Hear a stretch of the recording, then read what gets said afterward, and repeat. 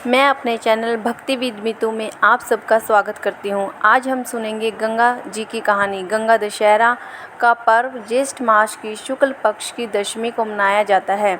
ज्येष्ठ शुक्ल दशमी को सोमवार तथा हस्त नक्षत्र होने पर यह तिथि घोर पापों को नष्ट करने वाली मानी गई है। हस्त नक्षत्र में बुधवार के दिन गंगा जी का अवतरण हुआ था, इसलिए यह तिथि अधिक महत्वपूर्ण है। इस तिथि में स्नान, दान, तर्पण से 10 पापों का नाश होता है, इसलिए इसे दशहरा कहते हैं। इस दिन गंगा में स्नान का विशेष महत्व है। गंगा स्नान से व्यक्ति के सारे पापों का नाश हो जाता है। यह जल वर्ष भर रखने पर भी सड़ता नहीं है। प्राचीन काल में अयोध्या में सगर नाम के राजा राज्य करते थे। उनके केशिनी तथा सुमति नामक 2 रानियां थीं। केशिनी से अंशुमान नामक पुत्र हुआ और सुमति के 60,000 पुत्र थे। एक बार राजा सगर ने अश्वमेध यज्ञ किया। यज्ञ की पूर्ति के लिए एक घोड़ा छोड़ा। इंद्र यज्ञ को भंग करने हेतु घोड़े को चुराकर कपिल मुनि के आश्रम में बांध आए। राजा ने यज्ञ के घोड़े को खोजने के लिए अपने 60,000 पुत्रों को भेजा। घोड़े के खोजते खोजते वे कपिल मुनि के आश्रम में पहुँचे तो उन्होंने यज्ञ के घोड़े को वहाँ बंधा पाया। उस समय कपिल मुनि तपस्या कर रहे थे। राजा के पुत्रों ने कपिल मुनि को चोर चोर कहकर पुकारना शुरू कर दिया। कपिल मुनि की समाधि टूट गई और राजा के सारे पुत्र कपिल मुनि की क्रोधाग्नि में जलकर भस्म हो गए। अंशुमान पिता की आज्ञा पाकर अपने भाइयों को खोजता हुआ जब मुनि के आश्रम में पहुंचा तो महात्मा गरुड़ ने उसके भाइयों के भस्म होने का सारा वृत्तांत कह सुनाया। गरुड़ जी ने अंशुमान को यह भी बताया कि यदि इनकी मुक्ति चाहते हो तो गंगा जी को स्वर्ग से धरती पर लाना होगा। इस समय अश्व को ले जाकर अपने पिता के यज्ञ को पूर्ण कराओ।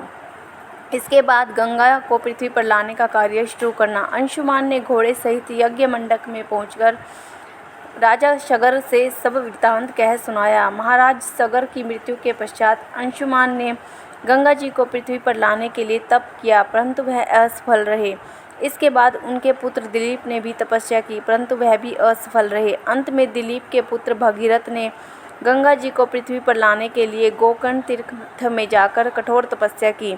तपस्या करते करते कई वर्ष बीत गए। तब ब्रह्मा जी प्रसन्न हुए और गंगा जी को पृथ्वी लोक पर ले जाने का वरदान दिया। अब समस्या यह थी कि ब्रह्मा जी के कमंडल से छूटने के बाद गंगा के वेद को पृथ्वी पर कौन संभालेगा। ब्रह्मा जी ने बताया कि भूलोक में भगवान शंकर के अतिरिक्त किसी में यह शक्ति नहीं है जो गंगा के वेग को संभाल सके। इसलिए उचित यह है कि गंगा का वेग संभालने के लिए भगवान शिव से अनुग्रह किया जाए। महाराज भगीरथ एक अंगूठे पर खड़े होकर भगवान शंकर की आराधना करने लगे। उनकी तपस्या से प्रसन्न होकर शिवजी गंगा को अपने जटाओं में संभालने के लिए तैयार हो गए। गंगा जी जब देवलोक से पृथ्वी की ओर बढ़ी तो शिवजी ने गंगा जी की धारा को अपनी जटाओं में समेट लिया। कई वर्षों तक गंगा जी की जटाओं को बाहर निकलने का पथ न मिल सका। भगीरथ के पुनः अनुनय विनय पर करने पर शिवजी गंगा को अपनी जटाओं से मुक्त करने के लिए तैयार हुए।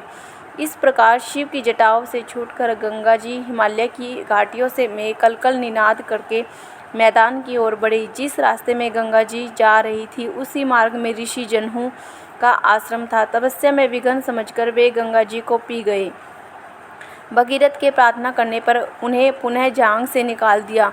तभी से गंगा जनहू पुत्री या जानवी कहलाई। इस प्रकार अनेक सतलों को पार करती हुई जानवी ने कपिल मुनि के आश्रम में पहुंचकर सगर के 8,000 पुत्रों के भस्म अवशेषों को तारकर मुक्त किया। उसी समय ब्रह्मा जी ने प्रकट होकर भगीरथ के कठोर तप तथा सगर के 60,000 पुत्रों के अमर होने का वर दिया और घोषित किया कि तुम्हारे नाम पर गंगा जी का नाम भगीरथी होगा।